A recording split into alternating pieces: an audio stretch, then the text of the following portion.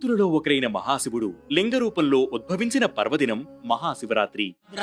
నీలకంఠాయ మృత్యుంజయాయ సర్వేశ్వరాయ సదాశివాయ శ్రీమన్మహాదేవాయ నమః.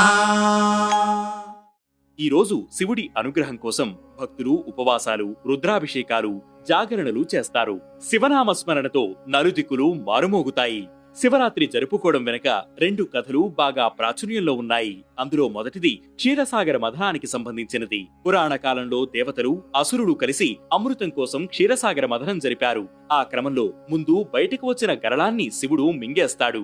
ఆ రాత్రి శివుడు పడుకుంటే విషం శరీరమంతా వ్యాపించే ప్రమాదం ఉండేది. అందుకు ఆయనకు నిద్ర రాకుండా దేవతలు, అసురులందరూ కలిసి 5 జాముల కాలం ఏకధాటిగా ఆడిపాడతారు. అప్పటి నుంచి ప్రతి సంవత్సరం మాఘమాసంలో వచ్చే బహుళ చతుర్దశి రోజు వారు ఆడిపాడిన 5 జాముల కాలాన్నే మహాశివరాత్రిగా జరుపుకుంటున్నాం.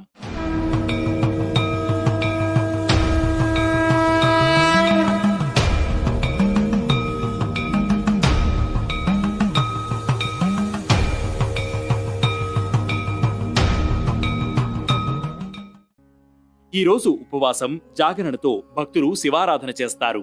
ఆ గరళాన్ని కంఠంలోనే దాచుకోవడం వల్ల ఈశ్వరుడు నీలకంఠుడయ్యాడు. రెండోది విష్ణువు బ్రహ్మల తగువు తీర్చడానికి లింగాకారంలో శివుడు ఉద్భవించడానికి సంబంధించింది. సృష్టి తలరాతులు రాసేది నేను కాబట్టి నేనే గొప్పని బ్రహ్మ, ఈ సృష్టి మొత్తాన్ని ముందుకు నడిపించేది, వారిని పోషించేది నేనే కాబట్టి నేనే గొప్పని విష్ణువు గొడవ పడుతుంటే వారి తగువు తీర్చేందుకు శివుడు అఖండ లింగాకార రూపంలో వారి ముందు ప్రత్యక్షమవుతాడు. అలా ప్రత్యక్షమైన రోజునే మహాశివరాత్రిగా జరుపుకుంటారు. ఈ శివరాత్రి పర్వదినాన ఆ మహాశివుని అనుగ్రహం అందరికీ లభించాలని, ఆయురారోగ్యాలతో అంతా తొలతూగాలని మా వేటి న్యూస్ తరపున మనస్ఫూర్తిగా కోరుకుంటున్నాం. ఓం నమః శివాయ.